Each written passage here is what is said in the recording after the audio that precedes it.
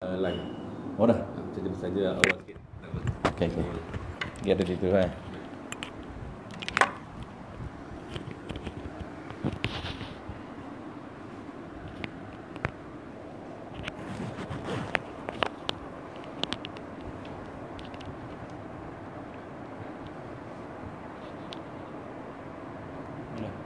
Ah.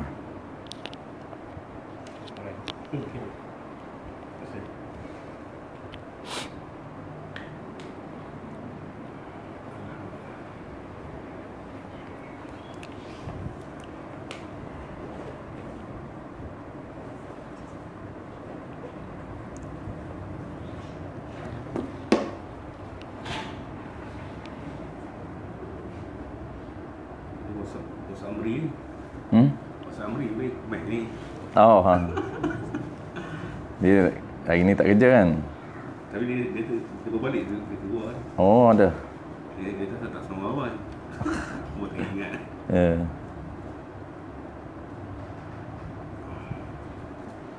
Hari Minggu dia tak kerja.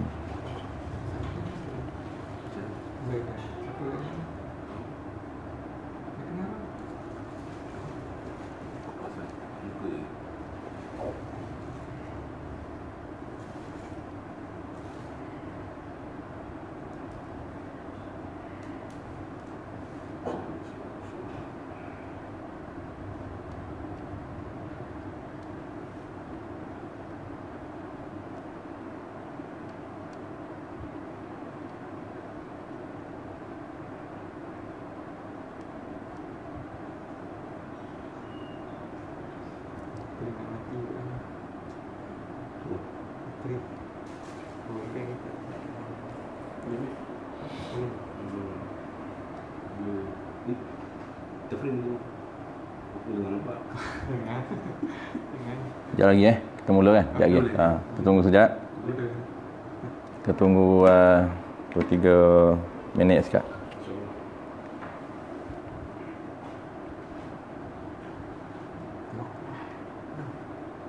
Lebih kurang ada 7 soalan lagi baki. InsyaAllah kita settlekan hari ni. 7 soalan berbaki.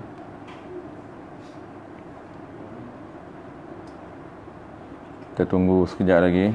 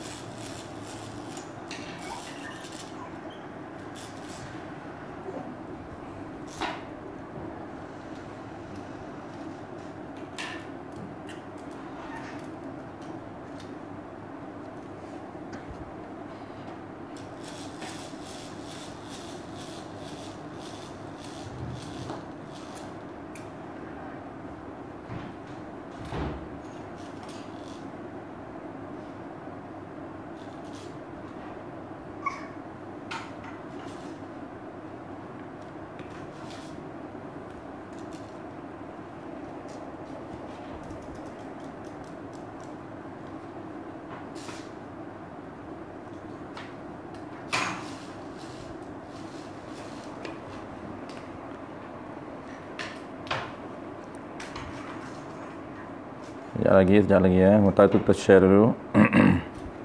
Nak tengok soalan ada 6, 7.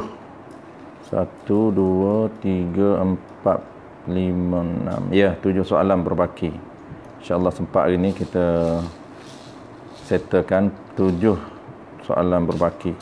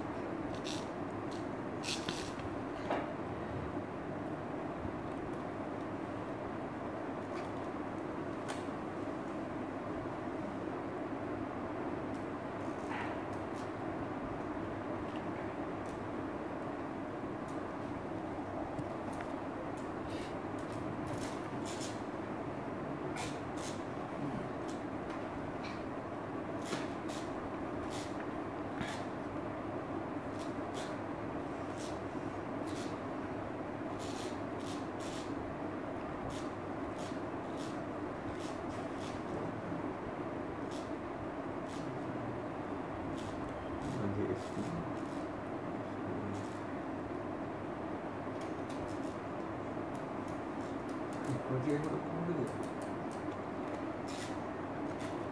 Sepi ke? Ha? Sepi. Bukan ni buku pada ni ada SP. Oh, ya.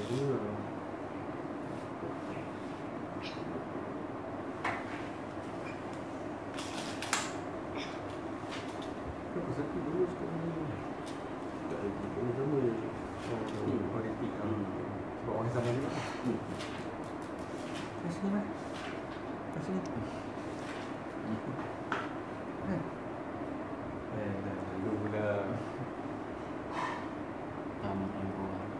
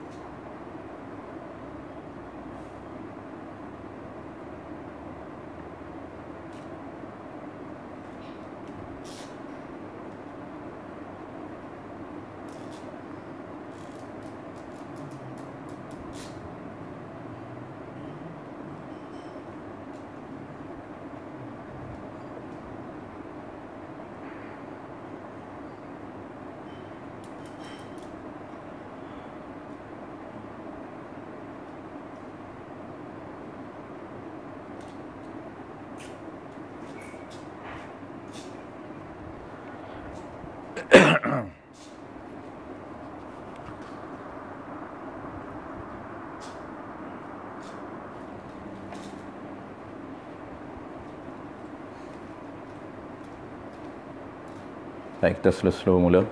Bismillahirrahmanirrahim. Alhamdulillahirabbil alamin.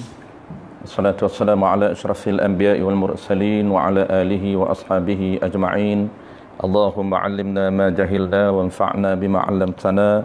Ja'alna minal mukhlisin wa sallallahu ala sayyidina Muhammad wa ala alihi wa baraka wasallam. Alhamdulillahirabbil alamin. Amma ba'd.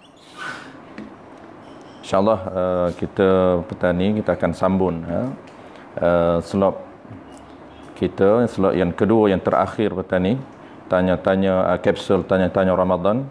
Kita ada lebih kurang 7 soalan berbaki yang tuan-tuan hantar kepada pihak kru untuk kita jawab. InsyaAllah kita akan mulakan soalan yang ke-7. Dia ada 14 soalan yang kita terima semua. Hari ini kita akan sambung soalan yang ke-7 daripada 14 soalan yang tuan-tuan hantar semua. Soalan yang ke-7 kita terus kita terus soalan yang ke-7. Kalau ada yang siapa yang bertanya ni terlepas, kita boleh recall balik, tuan-tuan boleh tengok balik rakaman.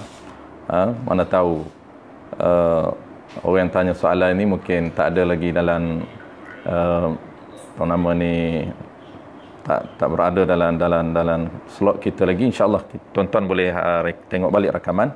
Baik, soalan yang ke-7. Di pejabat saya ada staf wanita yang perah susu di pejabat. Ini soalan sampoi punya. Oi, ganah adik. Ini lagi ganah ni. Tak pakai baju? Di pejabat saya ada staf wanita yang perah susu di pejabat dan letak susu dalam botol atas meja mereka. Adakah susu ibu itu aurah? Ini soalan cantik, kebat. Soalan bukan soalan biasa-biasa ni. Soalan arah tinggi. Nampak je soalan bunyi biasa je, tapi nak jawab dia tu bukan biasa-biasa. Baik. Kita ulang sekali lagi tuan-tuan, kerana soalan dia ni bukan soalan pasal minum susu, tapi soalan pasal tengok susu ibu. Ini antara soalan yang agak jarang-jarang kita dengar. Di pejabat saya ada staf wanita yang perah susu di pejabat dan letak susu dalam botol atas meja mereka. Adakah susu ibu itu aurah? Maknanya, adakah haram susu ajnabi itu, susu perempuan ajnabiyah? Kalau susu ibu kita tak menjadi isu lah. Susu kakak kita tak menjadi isu. Jadi susu perempuan ajnabiyah, kerana perempuan itu haram ataupun perempuan itu bukan mahram kita. Perempuan itu harus berkahwin dengan kita. Walaupun dia isteri orang, tapi status dia itu harus berkahwin dengan kita, ataupun dalam bahasa muamalat, dalam bahasa munakahat dipanggil perempuan yang ajnabiyah. Apa hukum kita melihat susu dia? Baik. Jawab dia, susu ibu tidak termasuk aurah. Susu ibu tidak termasuk aurah, tempat yang haram dilihat. Kita ulang sekali lagi tuan-tuan, jawapan dia.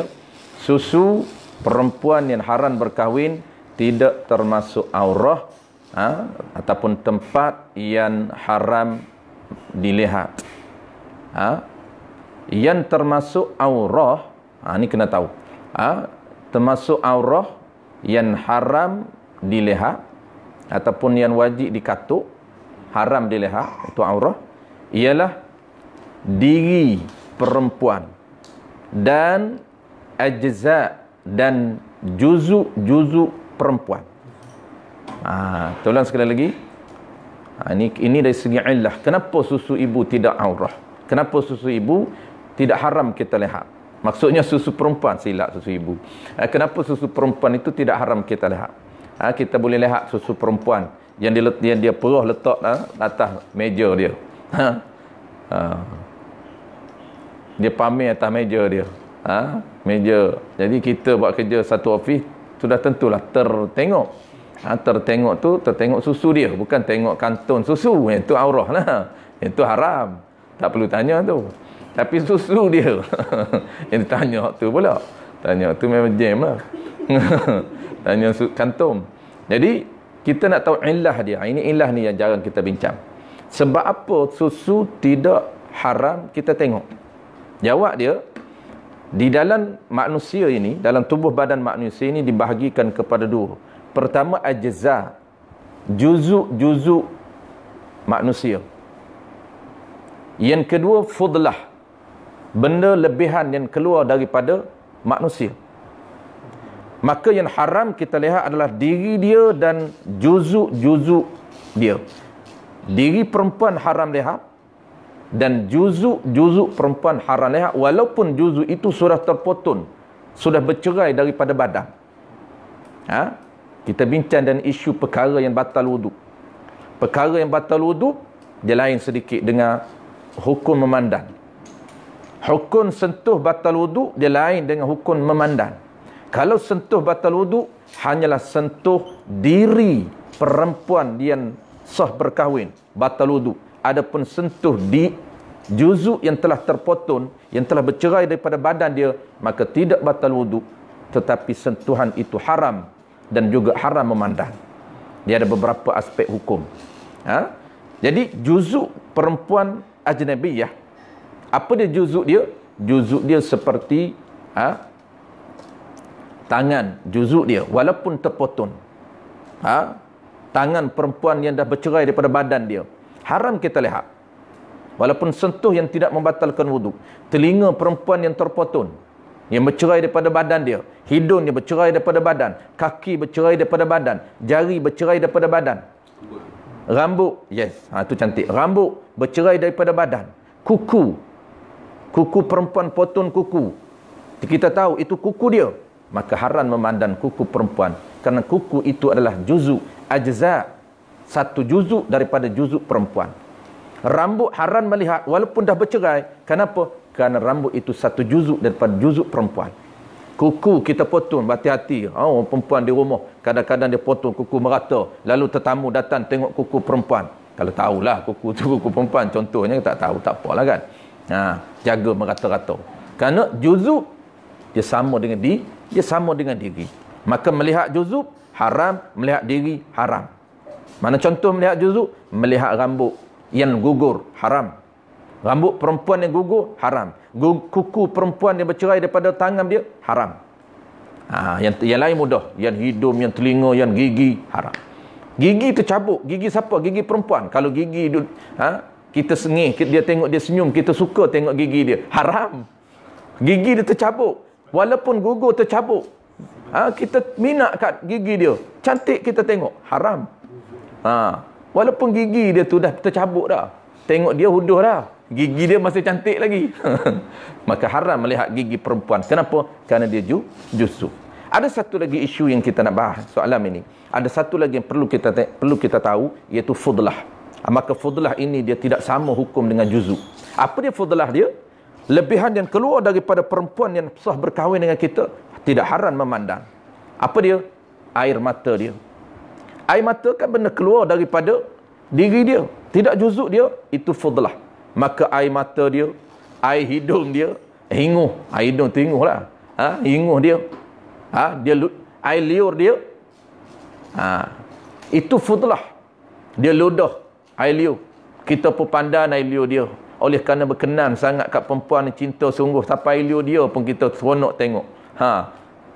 Apa saja benda kita minat, perempuan yang kita minat ni, semua kita nak tengok. Semua indah pada pandangan mata kita. Semua cantik pada pandangan mata kita. Tengok gigi cantik, tengok apa kuku cantik. Dan tengok tangan, tengok kuku pun dah cantik dah. Jangan kata tangan. Tengok gigi, jangan tengok dia senyum, tengok gigi dia pun cantik. Dah lena tidur tengok gigi dia. Masya Allah, hebat ni cinta ni. Tu Laila Majnun tu, jadi gila tu. Laila ada Majnun tu. Jadi gila kerana cinta. Baik. Tetapi fudlah dia, air liur dia, tak haram kita tengok. Hinguh dia, tak haram kita tengok. Air mata dia, tak haram kita tengok. Jangan tengok dia. Dia duduk menangis. Saya tak tengok, saya tengok air mata Ustaz. Dia duduk menangis tu, saya tengok air mata saja. Tengok air mata duduk di muka dia, tengok muka lah. Air mata, boleh. Begitu juga tuan-tuan, termasuk fudlah dia ialah susu. Air susu dia ini juga termasuk fudlah. Tidak haram memandang. Wallahu a'lam. InsyaAllah kita terus kepada soalan yang ke-8.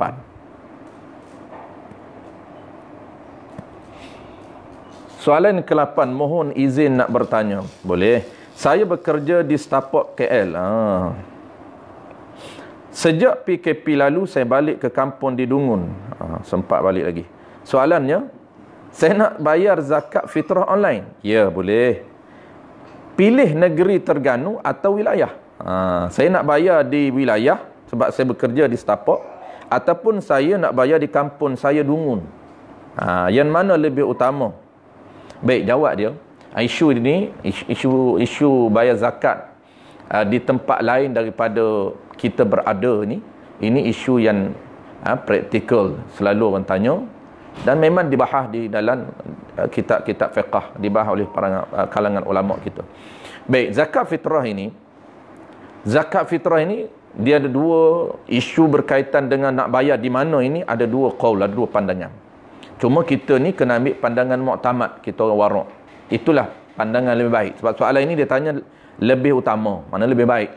Lebih baik ni soalannya, lebih baik saya nak bayar di mana. Maknanya lebih afdalnya saya nak bayar di mana untuk dapat pahala lebih. Baik, dia ada dua qaul, dua pandangan, pandangan mu'tamad dan pandangan dhaif. Maka kita dalam mazhab Syafi'i ni ada dua pandangan ini. Pandangan mana yang kita nak berpegang-peganglah pandangan mu'tamad. Itu yang lebih afdal. Kalau kita nak berpegang pandangan dhaif boleh, tidak menjadi isu. Cuma kita nak afdal, lebih utama pegang qaul mu'tamad di dalam beramal. Apapun amalan kita, kalau boleh buat, buatlah mu'tamad dulu. Kalau tak boleh buat mu'tamad, barulah ada ruang untuk buat dhaif. Itu kaedah dia.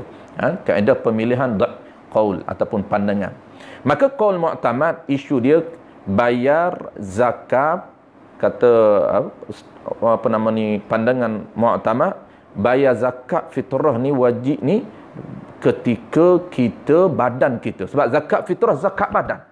Maka badan berada di tempat mana waktu wajib, di situlah bayar. Waktu wajib bayar zakat fitrah ini bila? Iaitu apabila jatuhnya matahari pada akhir Ramadan. Hari terakhir Ramadan, 30 Ramadan, maka masuklah waktu wajib kita bayar zakat fitrah. Sebelum akhir Ramadan, dia panggil waktu harus. Ada waktu wajib, ada waktu afdal. Ada 3 waktu bayar zakat fitrah. Kalau kita nak bayar awal, dinamakan bayar zakat fitrah pada waktu harus. Sah. Bila? Sebelum 30 Ramadan. Mula 1 Ramadan sampai 29, sampai 30 sebelum jatuh 30 itu dipanggil waktu harus. Bila waktu wajib masuk sahaja maghrib. Jatuh matahari maghrib 30 Ramadan. Kita contoh kita ni tuan-tuan, hari Sabtu ni 30 Ramadan. Hari Ahad kita raya, hari Sabtu itu jatuh matahari Sabtu. Kita berbuka puasa pada hari Sabtu. Di mana badan kita berada? Diri kita berada di mana waktu itu? Kita berada di Dungun. Kalau soalan tuan ini, dia tanya dia berada di Dungun pada 30 Ramadan. Maka afdal dia bayar di Dungun. Itu qaul yang mu'tamad. Qaul yang mu'tamad, kalaulah dia bayar awal, nak beramal dan muktamad. Masuk saja waktu wajib, dia berada di mana? Wajib dia bayar balik. Mana 2 kali bayar. Contoh tuan-tuan berada di Putrajaya, tuan-tuan dah bayar awal. Tuan-tuan balik kampung. Maka kalau nak berpegang qaul muktamad, bayar sekali lagi di kampung. Kenapa? Kerana mu'tamad dia kena bayar waktu wajib, dia ikut badan kita. Kerana zakat fitrah, zakat badan. Zakat fitrah, zakat nyawa. Allah nyawa kita ini kena bayar zakat, bukan cukai, zakat. Yang lain. Cuma orang cakap cukai itu mudah-mudah sajalah. Dia kata bayar, nyawa kita tak free. Siapa kata nyawa free? Kena bayar. Bayar cukai setahun sekali. Bukan cukai, zakat. Cukai lain. Allah Ta'ala peruntukkan 1 tahun, kena bayar nyawa kita sekali. Apa dia? Dipanggil zakat fitrah. Zakat badan, zakat nyawa. Maka qaul muktamad, kena bayar di mana badan kita. Apabila jatuh matahari, badan kita berada di mana, maka kena bayar di tempat yang kita berada. Itu masa wajib. Adapun kita nak masa afdal, kita bayar pada 1 Syawal sebelum orang baca khutbah. Sebelum orang semayan. Sebelum orang takbir raya itu, sebelum orang semayan Aidil Fitri, waktu itu waktu afdal kalau mudah untuk kita bayar. Kalau payah nak bayar, bayar malam lah. Tapi kalau kita mudah bayar, nak waktu afdal, bayarlah pada waktu afdal. Baik, pandangan yang kedua, qaul yang kedua, iaitu pandangan mazhab kita juga, bukan mazhab lain. Mazhab kita juga, pendapat dhaif, sah bayar, di mana-mana kita berada sah. Maksud di mana ni? Bayar awal. Contohnya, macam isu tuan yang tanya ini, dia berada di, dia bekerja di KL. Dia nak bayar zakat wilayah. Dia bayar awal. Boleh bayar. Boleh bayar di mana saja. Baik, itu qaul yang dhaif. Qaul yang kedua, boleh kita bayar pada tempat ataupun masa, bila ataupun di mana saja tempat. Cuma lebih utama, lebih afdal kita bayar zakat, macam tuan ni bayar di Dungum, kerana akhir Ramadan kita berada di Dungum. Wallahu a'lam.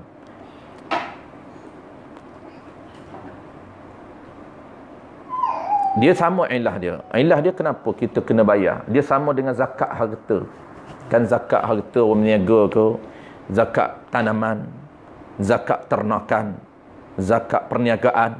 Konsep dia sama juga. Orang tanya, saya berniaga di KL, boleh dah saya nak buat lari zakat saya di Kelantan? Ini sama isu dia. Qaul muktamad tak boleh. Qaul dhaif saja boleh. Qaul dhaif, qaul muktamad tak sah kita pindah zakat.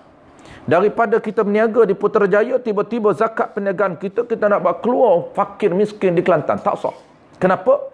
Kerana ilah dia, sebab dia tempat kita bekerja, tempat kita berniaga, layak fakir dan miskin, milik orang fakir miskin berada di tempat kita kerja. Itu hak mereka.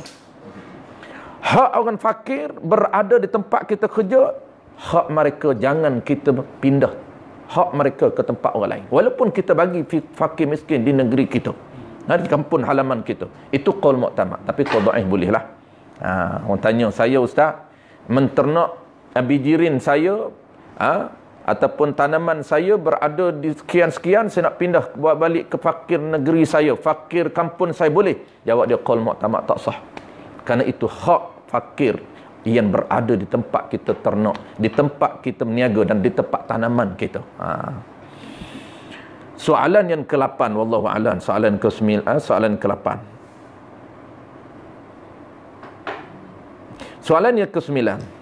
Saya buat video call dengan ayah saya di kampung.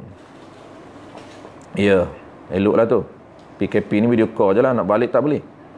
Ayah saya baru kahwin setelah ibu saya meninggal. Okey, ayah baru menikah. Ibu tiri saya dan anak perempuannya, anak perempuan ibu tiri itu, ada dalam video call tersebut. Nikah satu family lah. Anak ibu tiri pun join sekali. Mereka tak kenakan tudun. Begitu. Apa hukum saya anak lelaki tiri? Tak payah buh tiri lah.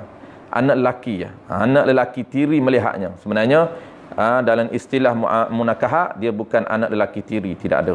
Tapi orang Melayu lah. Orang Melayu kata anak lelaki tiri melihat. Maksudnya kita ni anak bapa macam tu. Apa hukumnya? Anak bapa melihat anak ibu tiri. Tu. Jawab dia, Isu aurah. Ini isu aurah. Apabila nak tahu isu aurah, maka kena kembali balik kepada asas. Apa dia asas dia? Asas dia 18 orang yang haram berkahwin. Itu sangat penting. Pilar ataupun 18 asas ini dalam munakahah ini, mahram, orang yang haram berkahwin, ataupun 18 jenis orang yang haram berkahwin, dia sangat-sangat penting. Kenapa? Kerana kita selalu sebut dalam kuliah, dia ada 4 isu. Nak jawab ke 4 isu, kena tahu induk dia. Apa dia induk dia? Induk dia 18 jenis orang yang haram berkahwin. Kenapa? Kerana kita nak tahu isu pertamanya, isu aurah. Boleh ke tidak kita melihat rambut dia?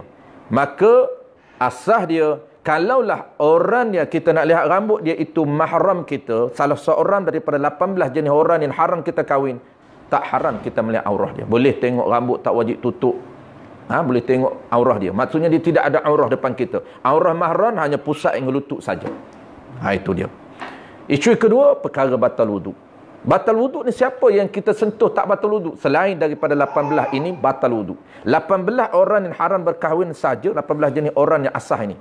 Berkahwin ini, yang haram berkahwin ini, tak batal wuduk kita sentuh. Dan isu yang ketiga ialah isu sentuhan yang haram. Bukan sentuhan batal wuduk, tetapi sentuhan yang haram. Pertama tadi aurah. Yang kedua ini perkara batal wuduk. Yang ketiganya sentuhan. Orang yang macam mana kita boleh bersalam? Selain daripada 18 ini, haram kita bersalam. Adapun 18 jenis orang yang haram berkahwin dengan kita, maka kita boleh bersalam dengan dia. Ini. Baik, yang dia tanya ini, anak ibu tiri ini, adakah boleh kita tengok aurah dia? Jawab dia, anak ibu tiri ini bukan mahram kita. Haram kita tengok aurah dia. Kenapa? Kerana dia dengan kita tidak ada hubungan nasab. Kerana dia dengan kita tidak ada hubungan susuan. Kerana dia dengan kita ni tidak ada hubungan berambil-ambilan.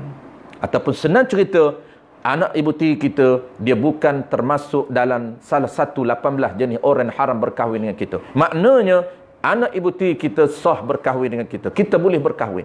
Kalau berkenan, boleh berkahwin. Tak berkenan, tak boleh. Bukan tak boleh, tak berkenan, tak mau. Boleh berkahwin, itulah orang panggil besan besan sebantal. Maknanya, besan sebatang ni, bapak kita berbesan dengan isteri dia. Kenapa? Kerana kita berkahwin dengan anak ibu tiri kita. Ibu tiri kita saja yang mahram kita. Ibu tiri kita saja yang mahram kita. Adapun anak dia, adapun hawaci ni mak saudara. Adik-beradik ibu tiri kita, dia bukan mahram kita. Yang berharam berkahwin ni dengan kita, ibu tiri seorang. Maknanya, aurah ibu tiri dengan kita macam ibu kita. Sentuhan boleh. Kahwin tak batal. Kahwin tak haram. Wuduk tak batal. Ada 4 benda. 4 benda tu kahwin haram. Yang keduanya, apabila kita tahu kahwin haram, kita tahu mesti dia mahram. Hak lain 3 lagi. Hukum 3 lagi kita tak tahu dah. Baik. Tapi tuan ni tanya, dia kata saya tengok dalam video call. Cuma asas kita nak ceritanya secara asas, itulah dia. Kena tahu dulu secara asas. Lepas tu video call ni lain lah. Secara asasnya, hukum melihat anak ibu tiri itu haram. Melihat haram, sentuh haram, jangan salah dengan anak ibu tiri. Dan aurah dia wajib katuk depan kita seluruh badan. Kalau dia perempuan, muka dan tangan saja yang kita boleh melihat anak ibu tiri kita. Walaupun dia berada dengan bapak kita. Kita balik kampung, dia duduk dengan bapak kita lah. Sebab anak tiri bapak kita. Bapak kita dengan dia, ya mahram. Itu mahram bapak kita. Tapi dengan kita bukan mahram. Itu orang pelik tu. Kenapa pula ustaz? Dan dia kan anak tiri. Ya, anak tiri. Bukan anak ori. Yang tak boleh dengan kita, kalau anak ori bapak kita. Tak boleh lah. Anak ori bapak kita, adik-beradik kita. Sebab itu tidak ada istilah adik-beradik tiri. Orang Melayu kita boh saja. Adik-beradik tiri. Yang ada istilahnya bapak tiri. Ya. Ada istilahnya mak tiri. Ya. Ada istilahnya datuk tiri. Ya. Tidak ada istilah adik-beradik tiri. Dia orang asing. Dia orang asing. Tidak ada hubungan. Nak panggil apa? Panggil anak ibu tiri saya. Bukan anak tiri. Dah, anak tiri bapak saya. Dia anak tiri bapak saya. Nak panggil apa ustaz? Panggil anak tiri bapak saya. Lagi, panggil anak tiri, ibu tiri, anak ibu tiri saya. Itu nama sebenar. Adik-beradik tiri? No, bukan. Apabila kita buat adik-beradik tiri, bahaya pada impak pada mana? Pada hukum. Apabila kita ni adik-beradik tiri ustaz, berpeluklah kita. Bersalamlah kita, berciumlah kita. Bercium tu maksudnya salam, cium muka lah, bukan cium lain dah. Sebab kita sangkakan anak ibu tiri kita adalah adik-beradik tiri kita. Ini bahaya. Ini antara sebab saya selalu sebut dalam kuliah. Kita ada kuliah di Surah Husna tak silap. Antara statement yang saya selalu ulang, jagalah apabila kita hidup satu rumah yang ada anak tiri ibu kita dan kita pun bersama dengan bapa kita, bahaya di sana. Kenapa bahaya? Kalau kita tak tahu hukum, akan berlaku kemungkaran di dalam rumah, dan kata ulama inilah salah satu penarik kepada murka Allah Ta'ala. Ini bahaya. Kita melakukan maksiat di rumah. Apabila kita melakukan kemurkaan Allah Ta'ala, maksiat di rumah, jaga. Inilah antara magnet tarikan kemurkaan Allah Ta'ala. Tarikan bala bencana yang Allah akan turunkan satu tempat yang ada di dalamnya maksiat. Kita tak perasan. Kita kata ni adik-beradik tiri saya ustaz, jangan bubuh adik-beradik tiri di belakang. Bahaya. Kita sangkakan sama dengan adik-beradik kita. Sedangkan dia tak sama. Sebab itulah orang dulu buat, payah nak jaga, maka dia kahwinkan antara anak dia dengan anak isteri dia. Tu besan sebentar yang P. Ramlee buat. P. Ramlee ni memang dia bagus. Dia tunjuk benda-benda yang praktikal, benda untuk menyelamatkan kita daripada berlaku maksiat, kahwinkan. Dia tak maulah adik-beradik, bukan adik-beradik. Duduk sekali saja, bukan adik-beradik. Urah dia sama. Baik. Apabila itu asas dia. Cuma dalam video dalam mazhab kita Syafi'i, dia video ni lain. Tapi kalau video ni dia ada hukum aridi. Sebab yang haram melihat diri. Adapun melihat gambar dalam mazhab Syafi'i, dalam isu fiqh dia lain. Apabila lihat gambar, maka dia datang hukum aridi. Asalnya lihat diri. Tetapi kalau lihat perempuan yang berada dalam gambar, tak menimbulkan fitnah, harus. Tengok macam tengok tunggu kayu je. Tengok gambar dalam perempuan, tak rasa cantik, tak rasa segok, tak rasa apa-apa. Tak ada rasa tarikan pun. Maka harus tengok. Tapi kalau rasa takik, rasa cantik, dia tenung lagi, tak boleh lah. Itu dia panggil fitnah. Tu panggil fitnah sebenar dalam fiqh tu, bukan fitnah orang Melayu. Fitnah orang Melayu tuduh lempar cerita, kriak cerita. Dia buat cerita saya, dia fitnah saya. Tu fitnah orang Melayu. Baik, situ. Ini suara dia? Ya, suara pun sama. Suara dia ni, suara dia tidak aurah, suara perempuan. Tetapi dia boleh menimbulkan hukum aridi. Apa dia hukum aridi? Apabila timbul fitnah haram. Hukum asal gambar, hukum asal dia tak sama dengan diri. Haram diri perempuan, haram diri lelaki. Tetapi gambar lelaki asal dia tak haram. Gambar perempuan asal dia tak haram. Tetapi kalau timbul unsur lain, sebab aridi, haram. Adakah haram zati? Bukan. Kita nak membezakan secara pendetilannya dari segi hukum haram itu zati ataupun aridi. Jawab dia haram aridi. Kenapa haram aridi kita melihat gambar perempuan? Kerana menimbulkan fitnah kepada kita. Kenapa suara perempuan ini haram aridi? Asal tak haram, harus. Sehingga boleh menimbulkan fitnah pada kita. Apa dia fitnah bagi lelaki? Intisyaruz zakar. Selalu kita sebut. Intisyaruz zakar ni dalam kitab Al-Bajuri Ibn Qasin Hasyiah dia disebut. Asal intisyar zakar ni asal. Tapi bukan makna direct makna tu. Makna asal ni intisyaruz zakar ni naik zakar. Itu makna dia. Makna tegak zakar.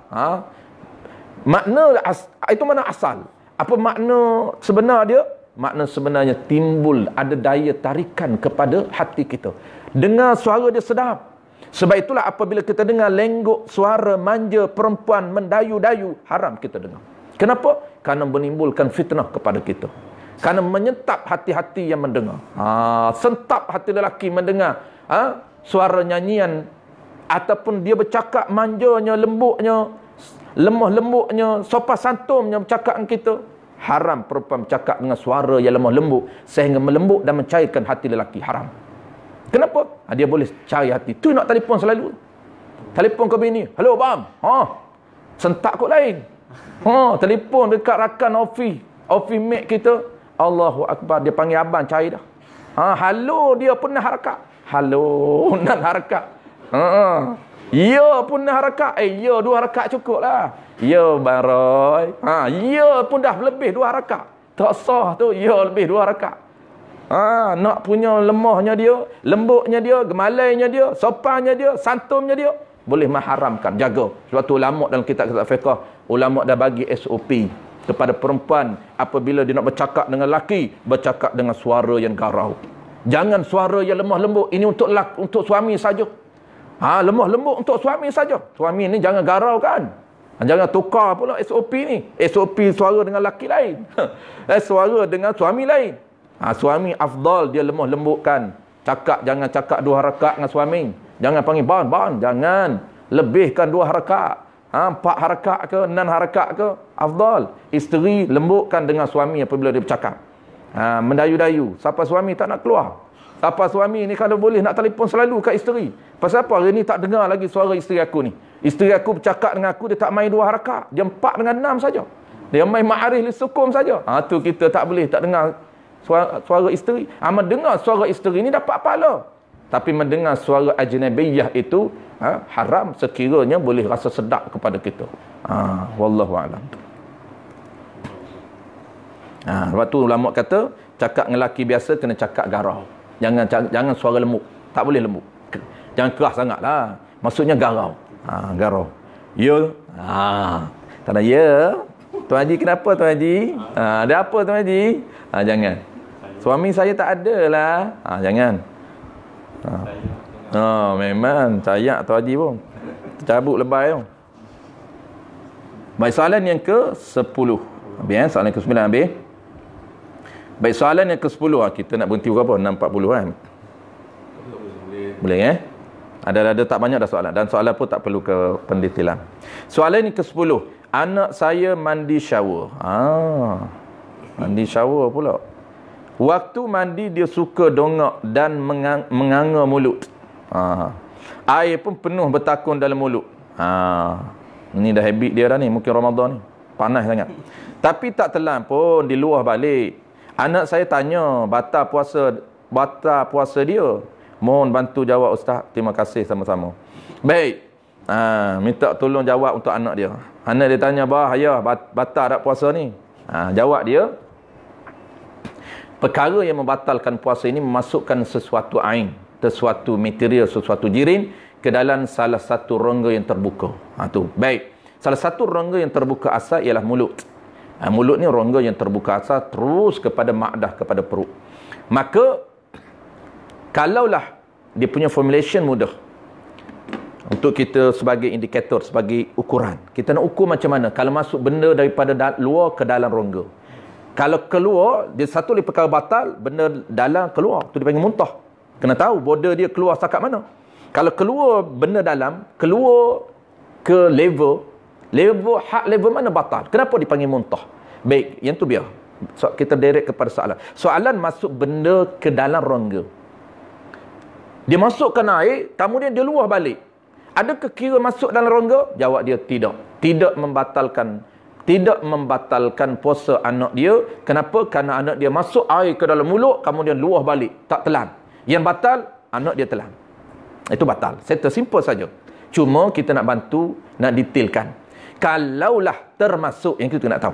Kalau termasuk batal, dia koma, termasuk batal. Melainkan yang tak batal, ini juga kena ingat. Melainkan yang tak batal, sekiranya kita masukkan air ke dalam rongga, kita ulang balik ada soalan depan, ke dalam rongga, dan itu masuk itu atas perintah Allah Ta'ala, maka tak batal. Apa dia? Kita komo. Kita komo ketika mana kita mengambil wudu. Komo ketika mengambil wudu itu sunat. Itu perintah daripada Allah Ta'ala. Kalau perbuatan sunat termasuk, maka tak batal. Kerana tidak dikira kecuaian. Tapi kalaulah bukan perbuatan yang disuruh sunat ataupun suruh wajib, termasuk kira kesalahan. Walaupun dia kata saya terusak, bukan sengaja. Walaupun kira sengaja, kerana siapa suruh sengaja masukkan ke dalam mulut. Kira. Sedangkan yang tadi, tak sama. Allah Ta'ala suruh masuk dalam mulut, bukan kita. Apabila Allah Ta'ala suruh masuk dalam mulut, sunat dapat pahala, tiba-tiba terlebih, maka itu termasuk dimaafkan. Kenapa dimaafkan? Kerana Allah, permulaannya Allah suruh. Masuk itu sunat, tiba-tiba terlebih, maka itu dikira tak dikira sengaja. Tetapi kalau kita mandi, nak bagi hilang letih, nak bagi hilang dahaga, hilang haus, kita komo, selalu komo. Ini habit. Kalau saya dulu masa tahun 80-an, 85 saya ingat lagi kemarau panjang, 84 kemarau panjang, 83 kemarau panjang di Kelantan. Waktu tu saya baru darjah berapa tah? Darjah 3, darjah 4, darjah 5 lah. 3 tahun saya ingat darjah 3, darjah 4, darjah 5 tu sangat kemarau dan panjang masa untuk nak berbuka. Dahaga tak sanggup dah nak tahan ni, ya Allah, sampai menggigil rasa. Dahaga sangat. Sebab sekolah balik kata bicycle tu tengah-tengah panas, kata bicycle jauh. Saya berapa kilometer jauh-jauh. Saya dekat dengan 40 minit ke 1 jam nak sampai di rumah. Kata bicycle tengah panas. Sampai di rumah dengan hausnya, apa yang habit kita buat? Pergi ke telaga. Dulu tak ada paip telaga. Pergi telaga, cedok air, tak minum. Kita komo, mandi. Komo, mandi 1 jam. Bapak selalu marah, ibu selalu marah. Dia kata, mandi apa sampai 1 jam? Kita kata, mak dahaga sangat. Mak letih sangat. Mandi ni nak bagi elok letih. Dan kita mandikan, kita rasa sejuk badan, kita ada energi ada. Maka perbuatan itu makruh. Ingat. Kita cerita level pertama, boleh. Level pertama, komo yang tidak disunatkan. Kalau tak masuk dalam rongga, tak batal puasa, tetapi makruh perbuatan itu. Perbuatan itu makruh. Nak kita ada hajat untuk nak menyegarkan badan kita. Makruh. Baik, kita nak bantu, lupa tadi. Level mana yang kalau masuk batal puasa? Baik, kalau barang dalam, barang luar masuk hak. Kalau dia tak sama rongga. Tengok level sempadan dia ikut rongga. Kalau rongga ni rongga halqum ataupun rongga mulut, dia mengikut berdasarkan huruf makhraj. Makhraj apa? Makhraj huruf ha. Kalaulah barang luar masuk lebih daripada huruf silap. Kalau barang luar masuk melebihi level huruf itu dikira batin. Atas sini. Bawah. Bawah. Ni halqum. Maknanya kalau dia lebih daripada halqum, batal. Maka kalau dia duduk komo dalam mulut lagi, tak masuk halqum lagi, maka tak batal. Wallahu a'lam. Itu ringkas-ringkas. Baik, soalan yang ke-11. Tak ada 17 lagi ni nak kejar-kejar je. Tak ada, tak 14 saja, sorry. 14. Tak banyak dah. Soalan yang ke-11. Maaf Ustaz, Muslim PKP ni lama tak mengaji kita. Iyalah, mengaji online je. Saya jadi keliru. InsyaAllah hari ni tak keliru. Nak tanya, pegang seluar anak yang basah dengan kencing dia tak batal wuduk kan? Nak confirm je. Basuh tangan je kan? Ya, betul. Dua-dua kan tu betul. Pegang seluar anak yang basuh dengan kencing dia tak batal wuduk kan? Ya, betul. Tak batal wuduk. Kenapa? Kerana sentuh najis tak batal wuduk. Yang kedua, basuh tangan je kan? Ya, wajib basuh tangan. Apabila sentuh najis, nak solat wajib basuh. Settle jawapan dia. Mudah aja. Jawabnya mudah tu, kita jangan panjangkan. Yang batal wuduk. Okey, sentuh. Sentuh yang batal wuduk macam mana? Baik. Dia tanya ni keliru dengan perkara yang batal wuduk sebenarnya. Tu dia keliru dengan perkara batal wuduk. Jadi sentuh najis ni tak batal wuduk. Baik, sentuh yang batal wuduk ini ingat. Sentuh yang batal wuduk ni ada 4 saja. Tu sentuh yang batal wuduk ada 4 jenis sentuh saja. 4 benda yang kita sentuh yang batal wuduk. Pertama, sentuh apa yang batal wuduk? Bukan sentuh najis. Pertamanya sentuh faraj, batal wuduk. Sentuh faraj, batal wuduk. Yang kedua, sentuh zakar, batal wuduk. Sentuh faraj, batal wuduk. Tak kira faraj siapa. Faraj kita, faraj orang, faraj anak, balik tak balik, tamah. Umum. Farah umum, tak payah tanya, Ustaz farah siapa? Tak payah tanya, umum. Asalkan farah, batal wuduk. Tak payah tanya, balik tak balik, asalkan farah. Saya sentuh farah anak, saya tak balik lagi. Dia tak kira balik tak balik, kira farah. Farah bukan kira balik tak balik. Yang kedua, cuma sentuh farah ni kena ingat orang lelaki, orang perempuan dia tahu sebab dia barang hak milik dia. Dia ada tempat, bukan semua farah batal wuduk. Tu kena tahu. Sentuh tempat mana? Sentuh atas, sentuh bawah, kiri, kanan, depan, belakang. Bukan semua tempat batal wuduk. Tidak. Ini kalau orang tak tahu, dia main borong. Bukan boleh pukal. Bukan boleh boron. Ada tempat yang batal wuduk, sentuh yang batal wuduk. Tempat mana? Iaitu tempat yang apabila dia berdiri, tempat itu dia tertutup. Tempat yang kita nak sentuh ini, dia akan tertutup rapat kalau dia berdiri. Kalau dia duduk seumpama kencing atau berok, dia akan terbuka tempat tu. Maka tempat yang terbuka itu kita sentuh. Maaflah kalau saya tunjuk ni bukan tempat fiqh, dia kena clear, transparent. Kita sentuh tempat yang terbuka macam tu, di tempat inilah yang batal. Ni orang lelaki ni, khususnya orang perempuan, dia tahulah. Kalau orang tahu, orang tak tahu pun ada. Maknanya kalau dia berdiri sentuh farah, kadang dia berdiri tak batal wudu. Sentuh di mana pun tak batal. Sentuh di mana tak batal. Ini kes sentuh farah tak batal. Tapi jangan pula dia jenis apa nama ni, kalau orang Kedah kata tak ketahuan lah. Kalau orang Kelantan kata jenis bengor tu kasar, dia sebenarnya Kelantan lembut. Apa bengor sangat ni tak faham. Bengor ni dia tak faham. Jenis yang tak faham, dia kata saya sentuh para isteri saya tak batal wudu, Ustaz. Sebab saya sentuh dia berdiri. Dia berdiri ni, saya sentuh ketika dia berdiri, saya sentuh, tak batal wudu. Isteri tu sentuh bab lain pula, batal wudu juga. Ya, sentuh parah tak batal wudu, tapi sentuh kulit pula. Kerana dia sentuh pak benda ni batal wudu. Tu kena jaga. Jangan duk pening. Jadi dia kata tak apalah sentuh farah isteri, batal wudu. Kan Ustaz kata sentuh farah ketika mana dia berdiri tak apa. Ya, parah tu tak batal wudu, tapi kulit parah tu. Kalau kita sentuh parah orang yang tak batal wudu kita tak apa. Sentuh parah mahram kita. Sentuh parah mak kita. Contoh je duk sentuh. Contoh. Tak batal wudu ketika dia berdiri. Dia duduk berdiri. Mak lama tak sentuh. Mak masa kecil-kecil dulu sentuh. Boleh nak sentuh mak? Kau terajar dia kata. Tak nak sentuh je. Tak batal wudu. Kenapa? Kerana sentuh farah dan kulit mak kita dengan kita kan tak batal wudu. Boleh. Tu saya kata tadi. Jangan orang Kelantan kata bengor tu. Bengor tu bukan bodoh. Dia pening je. Yang kedua, sentuhan yang batal wudu, dia ada 4 saja sentuh yang batal wudu. Bab sentuh je. Di perkara batal wudu ni ada 6, tapi perkara batal wudu yang kes sentuh ada 4. Pertama sentuh farah, yang kedua sentuh zakar. Zakar dia lain. Zakar ni semua zakar, mula daripada kepala sampai umbi. Jangan tanya Ustaz kepala, zakar lah. Tengah zakar lah. Pangkal zakar lah. Buah bukan zakar. Sentuh buah tak batal wudu. Sentuh zakar sahaja batal wudu. Ada qaid lagi lah, ini umum saja. Qaid ni sentuh zakar dan farah yang batal wudu ini sentuh dengan tapak tangan dan perut anak jari. Ini batal wudu. Sentuh lain tak batal wudu. Sentuh dengan kaki tak batal wudu.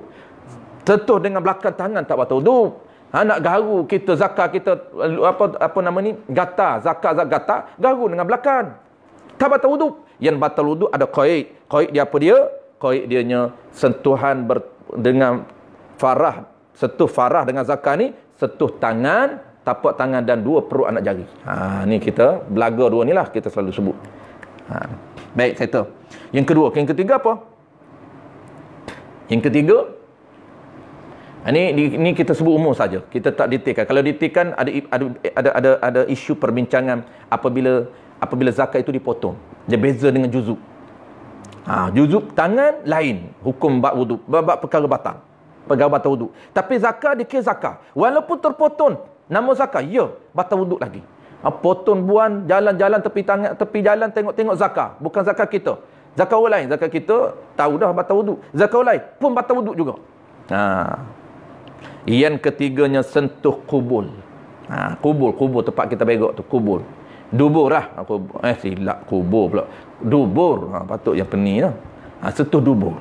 Kubur tu 2. Dia kalau ringkas dia tak jadi 4 lah. Kalau ringkas sentuh kubul, zakar dan farah. Sentuh dubur, belakang. Jadi 3 je lah. Jadi kita detailkan jadi 4 lah. Sentuh farah, sentuh zakar, sentuh dubur. Dubur ni hak mana? Halaqah saja batal. Sentuh pun samalah, perut anak jari. Sentuh dubur yang halaqah dia, bab bulatan tempat yang kita wajib basuh ketika berok. Ada papan punggung tak batal. Itu bukan dubur, bukan halaqah dubur. Yang batalnya halaqah dubur. Orang nak tahu halaqah ni apa dia? Bulatan ni apa dia? Mudahnya nak cerita, duduk dia akan keluar tempat tu. Mudah lagi, orang tak faham, tempat yang wajib basuh ketika kita berok. Itu kawasan tu. Dan yang keempat, sentuh yang batal wudu ialah sentuh kulit perempuan ataupun lelaki yang sah berkahwin dengan kita. Sentuh kulit dia. Dengan sentuhan yang tidak berlapik. Asalkan kulit dia. Tapi kalau sentuh bukan kulit, tak batal wudu. Walaupun haram. Sentuh gigi dia, tak batal wudu. Kerana gigi bukan kulit. Haram tak sentuh? Haram. Cuma nak cerita tak batal wudu. Tu jangan buat. Apabila haram boleh, tak boleh sentuh. Haram. Apabila tak batal wuduk boleh sentuh ke? Tak boleh sentuh, haram. Haram dalam bab lain. Ini dalam bab perkara batal wuduk. Rambut dia boleh sentuh, tak batal wuduk, sentuh rambut. Kerana rambut bukan kulit. Sentuh rambut dia tak batal wuduk. Sentuh gigi isteri tak batal wuduk. Sentuh kuku isteri tak batal wuduk. Ketika kita ada wuduk, geran sangat rambut dia, pegang, tarik rambut sebelum untuk lepas atau sebelum haji ni nak pergi ke surau. Belai rambut isteri, boleh, tak betul wuduk. Kerana itu rambut bukan kulit. Wallahu a'lam. Soalan yang ke-12. Soalan yang ke-12. Terima kasih. Ni apa ni? Panjang sikit ke? Tak. Terima kasih GSP atas laluan. Lama dah simpan soalan ni. Lama dah simpan. Hari ni baru boleh keluar. Jika suami isteri bersama, jika suami isteri bersama malam tadi dan terus tidur kepenatan, tak mandi wajib, tak larak lah. Penat sangat tidur terus. Bila sedar kat luar dah pun cerah. Dah subuh dah. Bagaimana dengan puasa mereka hari itu? Jadi ke tak puasa tu? Tapi dia jaga. Mereka dah niat puasa malam, dah niat dah. Kata niat, tak sah lah puasa tak niat. Ini bukan nak tanya pasal kes niat, nak tanya pasal kes berjunub. Adakah batal puasa orang berjunub? Jawab dia, tak batal puasa orang yang berjunub. Tak pasal puasa. Sah puasa dia, walaupun dalam hadas besar. Dengan syarat dia niat sebelum fajar lah. Sebelum fajar dia niat. Walaupun dia tak mandi. Tak mandi. Cuma hukum mandi ni ada dua. Hukum mandi bagi orang yang niat puasa ni. Dia niat dah puasa dia. Mandi wajib ini, sunat dia mandi wajib. Hadas besar ni, mandi hadas besar ni sunat. Dia mandi wajib. Mandi kerana hadas besar lah. Kerana jimat tu. Bila? Sebelum fajar. Tu sunat. Dapat pahala. Dapat dua pahala. Pertama, pahala wajib. Wajib mandi. Kan mandi tu wajib. Dapat pahala wajib. Perbuatan mandi wajib, dapat pahala wajib. Kalau tuan-tuan mandi sunat, dapat pahala sunat. Mandi sunat nak hari Jumaat, dapat pahala sunat. Kalau mandi sunat kerana nak akad hadas besar, dapat pahala wajib. Dapat satu lagi pahala wajib, pahala sunat tambahan. Sekiranya kita mandi sebelum fajar, sebelum azan subuh, mandi. Siap-siap. Dapat dua pahala. Pertama pahala wajib, kedua pahala sunat. Hukum mandi kedua, apabila selepas fajar, wajib dia mandi. Tak, bukan sunat lagi. Kenapa? Kerana dia nak mendirikan semayan. Kan mendirikan semayan sunat, semayan subuh tu wajib, maka wajib mandi. Kalaulah dia berjima, dia berhadas besar selepas isyak. Tu kita kata sunat dia mandi sebelum fajar tu.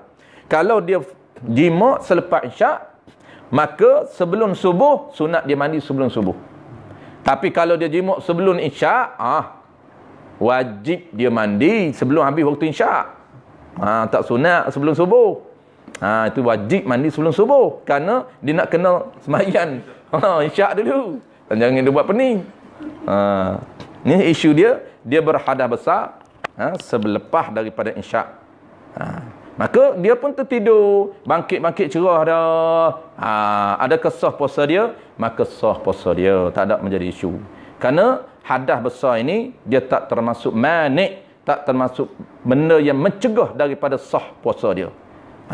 Yang mencegah daripada puasa dia apa dia? Keluar darah haid. Tu batal puasa. Keluar darah haid. Tu tak boleh.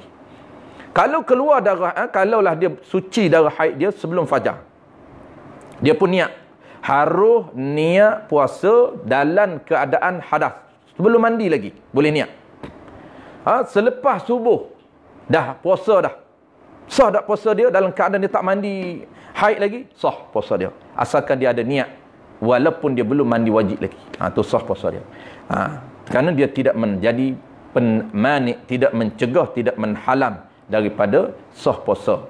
Yang menghalang sah puasa ni apabila dia datang darah ketika dia puasa. Tu tak boleh. Soalan yang ke-13.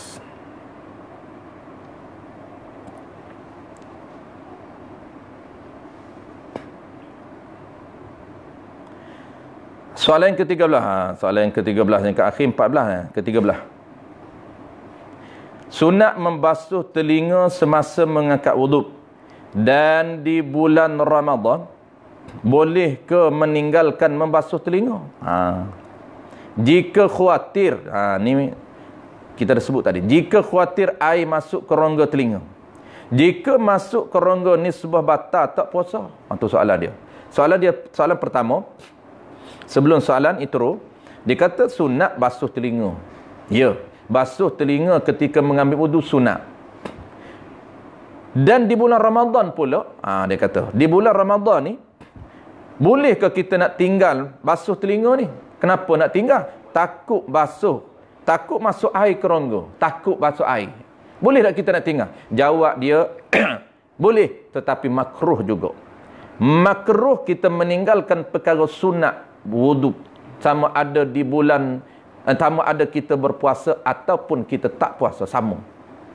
Kenapa? Karena sunat wudu ini, walaupun orang itu berpuasa, tetap sunat dia melakukan perkara sunat. Apa dia sunat wudu? Pertamanya, memasukkan air ke dalam hidung. Walaupun dia puasa, sunat masukkan air ke dalam hidung. Cuma, level masuk air ke dalam hidung, dia ada dua level pahala. Pertama, pahala sunat. Yang kedua, pahala afdal. Sunat apa? Sunat memasukkan air ke dalam hidung. Dengan apa cara? Afdal apa? Afdal ini, masuk level mana? Afdal ni mubalaghah. Mubalaghah ni apa? Mubalaghah ni memasukkan air ke dalam hidung secara bersangatan. Apa makna bersangatan? Sehingga kita rasa pedih. Itu afdal. Kita sedut air ke dalam hidung sampai ke pangkal, itu afdal. Kalaulah bulan biasa. Maka apabila Ramadan, bulan Ramadan ataupun spesifiknya kita puasa, maka tak sunat mubalaghah. Kita hanya sunat satu level saja. Memasukkan air ke dalam hidung, tetapi tidak sunat mubalaghah. Tak perlu. Maknanya kita dapat satu pahala. Tak perlu ambil pahala afdal. Karena dalam kita berpuasa, tidak diperuntukkan pahala afdal. Settle. Baik. Begitu juga telinga. Telinga sunat. Apabila kita masuk air ke dalam telinga, termasuk air ke rongga. Ditanya dua soalan. Soalan dia, adakah kita boleh tinggal? Jawab dia, jangan tinggal. Kalau tinggal makruh, teruskan. Soalan kedua, kalau termasuk air, batal ke tidak? Jawab dia, kalau termasuk air, tak batal. Kenapa? Kerana itu perbuatan yang disuruh. Perbuatan sunat, kalau dia tak dikira salah. Tetapi kalau perbuatan itu tak sunat, kalau kita dikira salah, dikira Mana contoh dia? Sunat basuh air masuk air ke dalam lubang hidung 3 kali saja. Kali pertama sunat, kali kedua sunat, kali ketiga sunat, kali keempat harus serta makruh. Kali kelima harus serta makruh. Begitu juga telinga. Kali keempat dia masuk, tiba-tiba termasuk ke dalam rongga telinga, jawab dia batal. Kenapa? Karena masuk air yang tidak disuruh. Baik, settle. Soalan yang terakhir, alhamdulillah sempat. Soalan yang terakhir yang ke-14, ketika kita berpuasa, kaedah mencuci qubul bagi muslimat dan dubur bagi muslimat dalam masalah rongga. Ini pun sama. Kita mencuci qubul. Farah muslimat ni, dia nak basuh farah dia ataupun dia nak basuh dubur dia. Dan farah dengan qubul ataupun farah dengan dubur, dia termasuk rongga terbuka asal. Ada 7 rongga terbuka asal. Salah satunya qubul dan dubur. Maka dia ada level sempadan. Masuk level mana? Kalau hidung, level khayshun. Kalau telinga, level mukhun, pangkal telinga. Kalau hidung, dia panggil khayshun, pangkal hidung.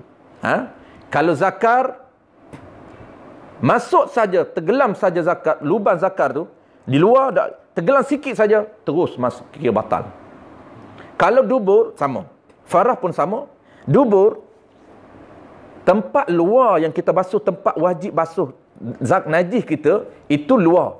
Maka tenggelam sedikit sahaja dalam relum, dalam exhaust dia, tenggelam sedikit, batal. Kenapa? Kerana rongga. Baik itu sekiranya kita tidak ada sebaran tujuan yang disuruh. Tapi kalau kita basuh kencing, kalau kita basuh najis, maka kalau termasuk, tidak menjadi isu. Tak ada apa-apa saja, tak apa-apa selesa. Jangan. Walaupun tak selesa, kira tak najis, tak basuh, tak payah basuh. Tak payah basuh najis kita, tak payah basuh farah kita, tak payah basuh zakar kita, tak payah basuh pungguk kita. Kan kadang-kadang orang berpeluh pun dia basuh dubur dia. Tak selesa lah ustaz berpeluh dubur saya. Nak basuh dubur boleh. Ada najis di dubur, tak ada najis ustaz peluh saja, tak payah basuh kalau Ramadan. Takut masuk sikit pun batal. Itu dia punya kaedah dia. Wallahu a'lam. Soalan yang kedua, dia ada dua soalan. Kalau baik zakat. Okey, baru tahu, alhamdulillah, baru tahu bahawa nak wakil bayarkan zakat seseorang kena minta izin. Baru tahu. Tu tujuan mengaji, alhamdulillah. Sebelum ni saya tak minta izin untuk wakil. Adakah sah zakat yang saya wakilkan sebelum ini dengan tak minta izin? Kalau wakil mesti ada izin. Kalau wakil tak ada izin, tak jadi wakil lah. Betul lah soalannya. Mungkin wakil yang tak ada izin. Dia biasanya kalau wakil ni ada dua cara. Pertama wakil dengan lafaz, yang kedua wakil dengan tulisan. Kalau tidak melalui dua cara ni tak panggil wakil. Tak panggil wakil. Dia kalau wakil, tolong, wakil dah tu. Tolong bayar kat saya. Betul wakil lah. Dia panggil lafaz wakil. Lafaz minta tolong, dia panggil wakil ni. Menyerah wakil. Ataupun tolong bayar, samalah. Apa-apa bentuk penyerahan kuasa, itu dipanggil wakil. Kita ihtimal ataupun assume dia punya soalan ni tak wakil lah. Tak ada lafaz wakil. Adakah zakat yang saya wakilkan sebelum ini dengan tidak minta izin? Apakah penyelesaian yang mesti sah saya buat? Yang mesti saya buat. Baik, soalan pertama, kalau zakat, kita bayar zakat orang yang tak wajib kita bayar tanpa izin, tanpa minta izin, tak sah. Settle. Kita ulang sekali lagi tuan-tuan. Ini perlu diulang sebab dia dah menjadi biasa dah. Orang bayar zakat tak minta izin. Bayar zakat anak-anak yang dah balik tak minta izin. Bayar zakat ayah yang kaya tak minta izin. Bayar zakat aban yang miskin tak minta izin. Baik. Bayar zakat yang bukan menjadi kewajipan kita bayar tanpa izin, tanpa minta izin terlebih dahulu, tak sah zakat. Tak jadi zakat. Baik. Soalan yang kedua, apa cara penyelesaian mesti saya buat? Jawab dia, apabila zakat yang kita pernah bayar bertahun-tahun tak sah, jawab dia wajib qada balik 5, 6, 7 tahun yang kita bayar. Wajib qada balik. Tapi tak pernah qada kena zakat RM7 saja. Kalau 5 tahun, 7 kali 5 baru berapa kan? Baru berapa? Baik. Ada orang tanya, "Pah burn ke duit saya ustaz?" Duit RM7 burn ke? Tak ada apa-apa imbuhan ke? Jawab dia, tak burn. Duit kita tak akan jadi zakat wajib, tak akan jadi pemberian wajib, jadi pemberian sunat. Dapat pahala sunat saja. Seolah-olah kita heboh saja kepada wakil agama Islam. Wallahu a'lam. Itulah dia soalan. 14 soalan daripada tuan-tuan yang kita sempat jawab. Dan ada soalan-soalan yang tak cepat catat, tak tempat jawab, itu insya-Allah lain-lain kalilah. Ini slot terakhir. Sebelum Aidilfitri. Kita dah nak sambut hari raya Aidilfitri. Hari Ahad ini, seminggu lagi kan? 6 hari lagi. Semalam ada lagi. Ya? Saya yang Qobliyah tu saya hantar malam. Yang hantar semalam yang ni? Yang saya tulis tadi, saya hantar sekejap. Yang hantar semalam, Itu baru. yang cuci najis yang saya dapat yang semalam. Cuba baca balik. Kau ada tertinggal lah. Cuba baca balik. Kau ada terlepas. Yang saya dapat tadi semalam tu cuci najis. Betul kan? Okey, settle. Ni. Ada lagi? Sebelum tu. Sebelum tu. Ya. Tengok ada terlepas.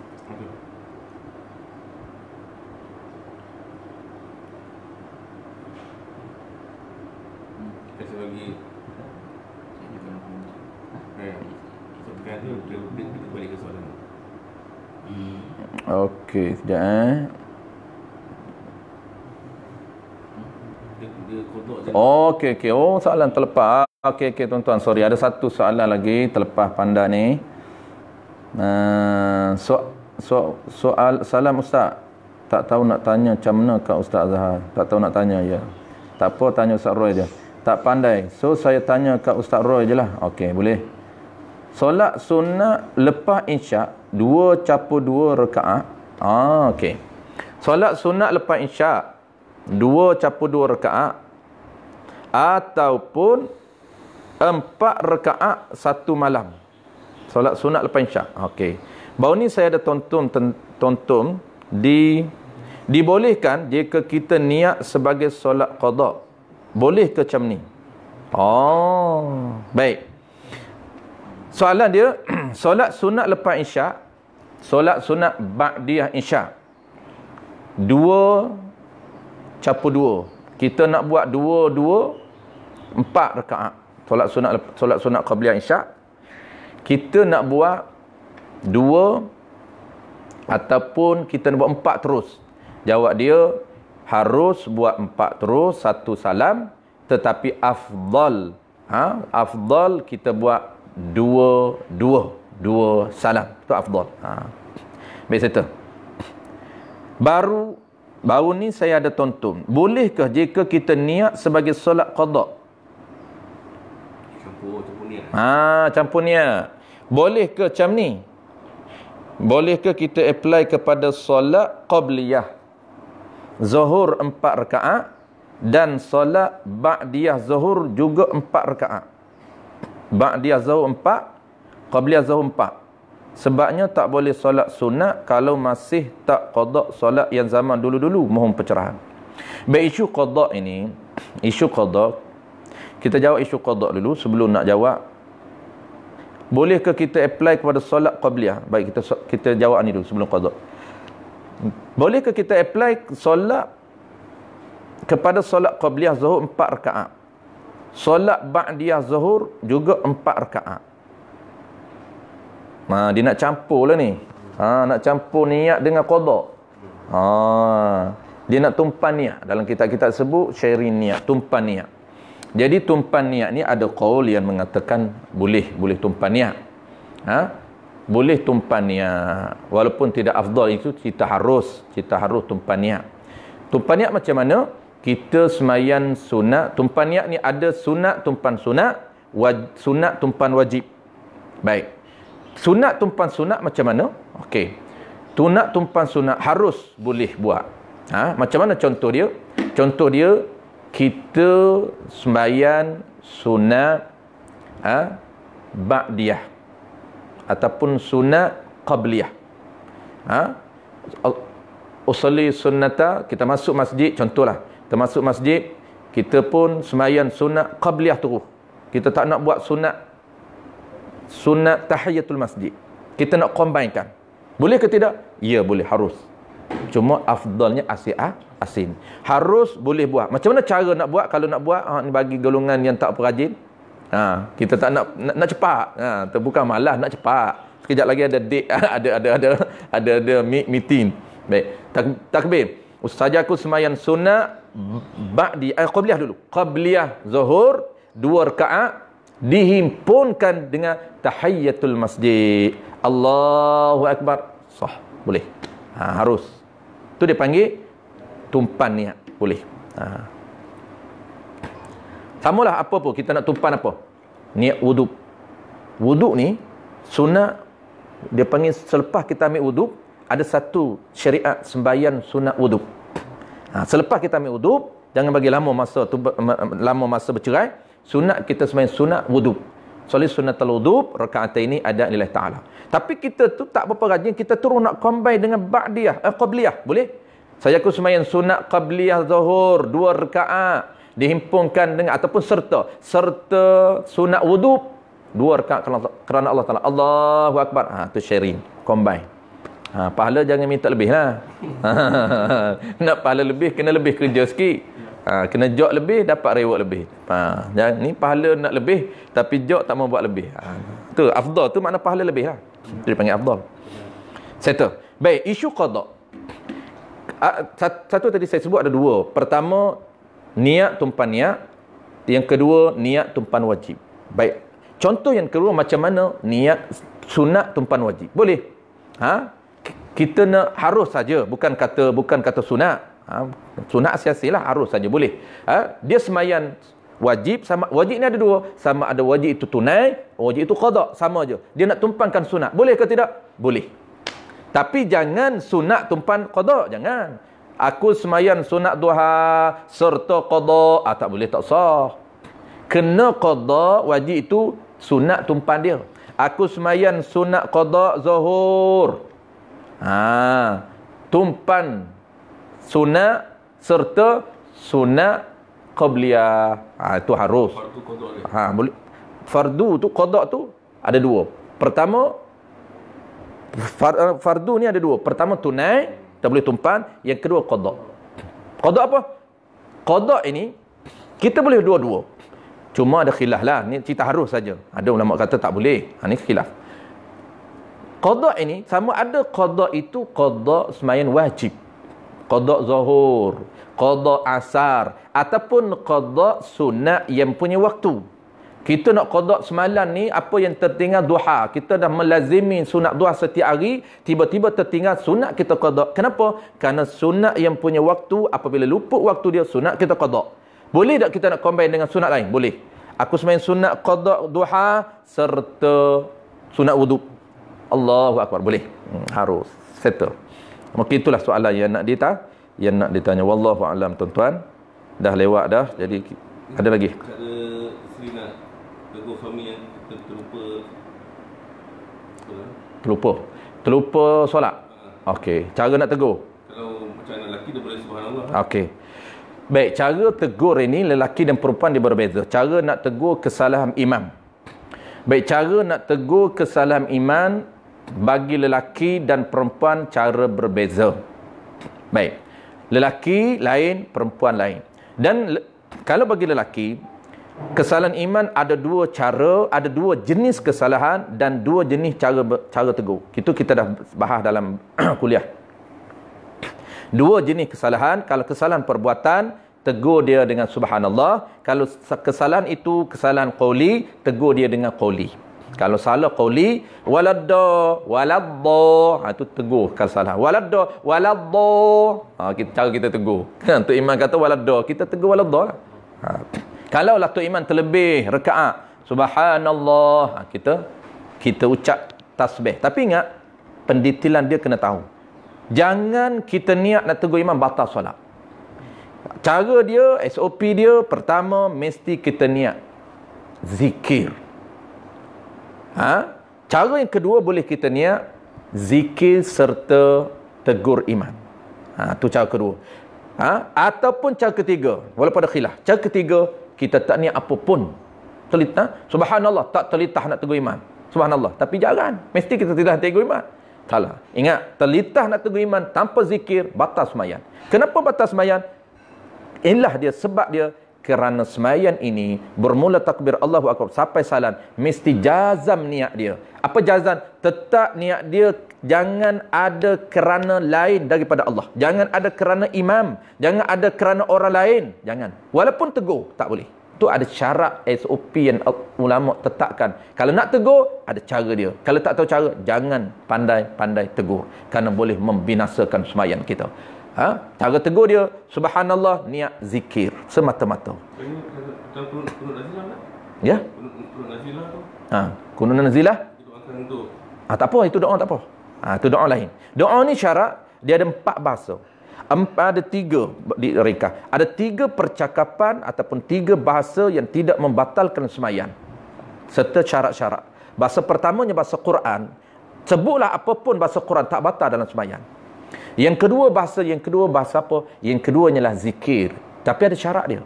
Zikir dalam solat tak batal solat. Tapi ingat, semata-mata zikir, jangan terlitah kerana unsur lain. Jangan terlitah tujuan lain. Semata-mata zikir. Subhanallah, zikir. Semata-mata ucapan zikir. Tidak ada kerana nak tegur iman. Tidak ada kerana nak suruh makmum dengar. Tidak ada semata nak suruh kawan dengar. Sebab aku duduk solat, kawan aku bagi salam, aku pun sebut subhanallah, nak bagi dia tahu, nak bagi dia dengar, nak bagi dia tahu aku dah sedang solat. Jangan ada unsur lain. Dan bahasa yang ketiganya yang tak batal solat ialah doa. Tapi ingat, syarat dia apa? Syarat dia doa ini bahasa Arab. Syarat dia bahasa Arab. Tak terlitah apa pun. Syarat dia menggunakan bahasa Arab. Baik, settle. Itu cara nak tegur. Baik, kalau perempuan dia beza. Perempuan adakah boleh sebut subhanallah? Bukan. Perempuan dia tegur dengan cara dia tepuk tangan. 1, 2, 3. Kalau makmum driver je ni tak ada lesen, dia tak tahu apa. Driver tak ada lesen ni, tak tahu hukum hakam ni, tak tahu etika teguran ini, dia nak main peh-peh. Dia kata apa pula makmum duk main peh-peh-peh. Jangan pergi kuat batas solat. Tepuk. Itu cara tegur. Sekali, 2, 3. Ni lah Ustaz, pertama limit solat sunat Aidil Fitri punya limit waktu limit. Waktu dia mula masuk, semata-mata masuk keluar matahari dan mula habis limit dia. Last sekali sempadan dia ialah hilang waktu zuhur. Tapi ingat, dia sebelum masuk zuhur tu zawal. Dia zuhur saja ada sempadan. Waktu lain dalam solat tidak ada sempadan, dia auto masuk. Tidak ada sempadan. Melainkan waktu yang ada sempadan sebelum masuk waktu zuhur ada. Zawal. Tetapi sempadan dia itu sangat-sangat singkat. Kata para ulama fiqh, beberapa saat saja.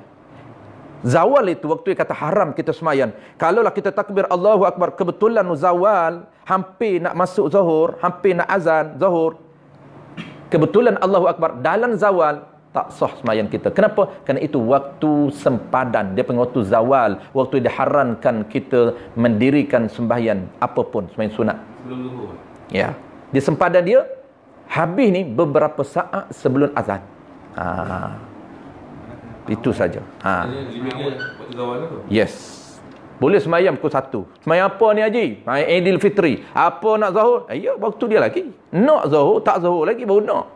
Tak zawal lagi. Zuhur 1.20. 1.19 jangan semayang lah. Dah nak azan dah, nak zawal. Zawal ni berapa? Kata ulama zawal ni tak sampai 1 minit pun. Ikut perkiraan ulama falak, tak sampai pun 1 minit. Tapi tak ada orang bagi amalan kat saya lah. Betul sudah dosa saya semayang, dosa saya dirikan solat sunat zawal. Tapi waktu dia lagi 5 minit sebelum waktu zuhur. Itulah. Itu tu ada khilaf. Ada khilaf. Dia panggil sembahyang sunat yang kan kategori sembahyang sunat banyak. Inilah ada khilaf ni. Dia yang muktamad tu yang popular, yang khilaf itu yang kurang popular. Yang kurang popular ada sembahyang sunat zawal, bukan sembahyang sunat dalam waktu zawal, sebelum zawal.